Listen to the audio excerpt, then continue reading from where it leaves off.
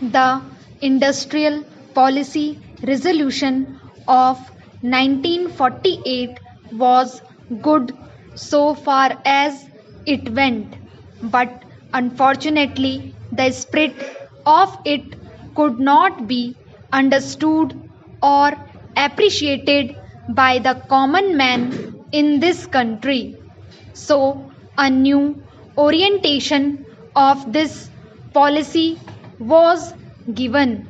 and the Honorable Prime Minister, after his return from China, publicly declared that the future policy of the country, or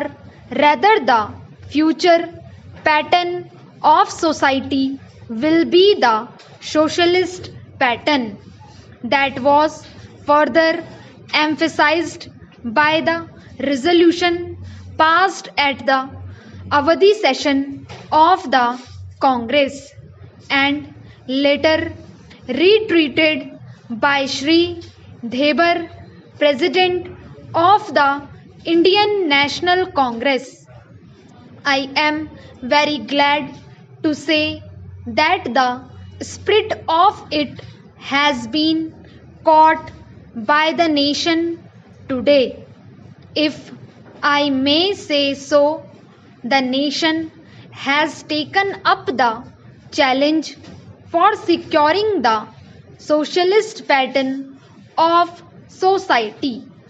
It behoves all sections, both inside this house as well as outside, without having mutual recriminations, to try and propagate in a sincere manner and establish the socialist pattern of society indicated by the statements of the great leaders of our country. It may be relevant and pertinent if I refer to a few sentences from the memorandum presented on the 4th June 1939 by our Prime Minister, who was the chairman of the All India Planning Committee, which came into existence when there was provincial autonomy in the provinces. On pages 39 and 40 of that report, he stated, "It is clear that the drawing up of a comprehensive national plan becomes clearly an academic exercise with no relation to reality unless the planning authority or those to whom it is responsible are in a position to give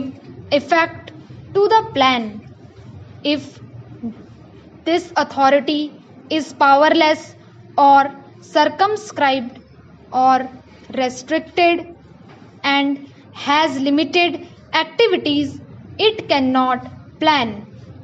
An essential prerequisite for planning is thus complete freedom and independence for the country and removal of all outside control. This implies that the country possesses in itself full sovereign authority to take any measures, adopt any policies, and form any relations with other countries as may seem best to its governing authority in the interest of the country and its people. National independence is thus an indispensable preliminary for taking all the steps that might be found necessary for carrying out the 5-year plan in all its various aspects throughout the whole country. At the present moment, it is clear that not only have we in India no national independence, but we are hedged in and obstructed by numerous restrictions, limitations, safeguards, and reservations which block the path to planning and progress. Our plan for national development must therefore be drawn up for a free and independent India.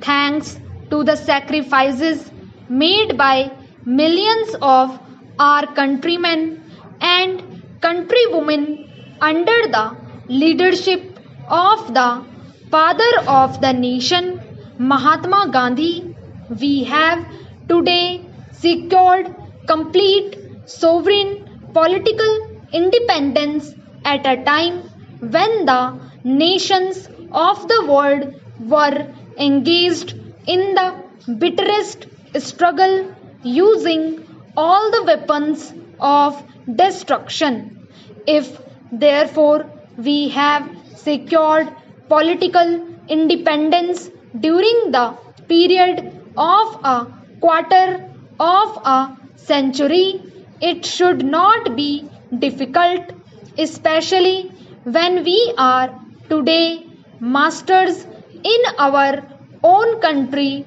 to secure a socialist pattern of society.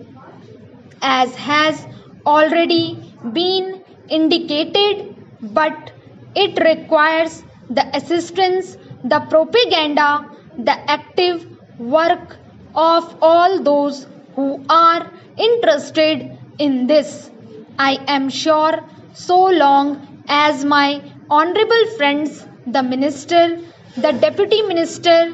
and the other minister who represent the commerce and industry ministry can give us an assurance that the capitalist pattern would be avoided. Some of us who believe in a cent% socialist democracy give an undertaking that certainly totalitarian policy will not be introduced in this country, because we have believed all along during the fight that we have given to the British government when we secured political independence that we shall try to maintain democracy undiluted and a socialist democracy at that. I am absolutely certain that in this country of ours, liberty of thought, liberty of speech, and liberty of action will be guaranteed to every citizen to express his views in the manner he pleases. I therefore assure my honorable friend that so long as we do not, in the gap of socialist pattern, support a capitalist system, India will stand 100% for a socialist democracy.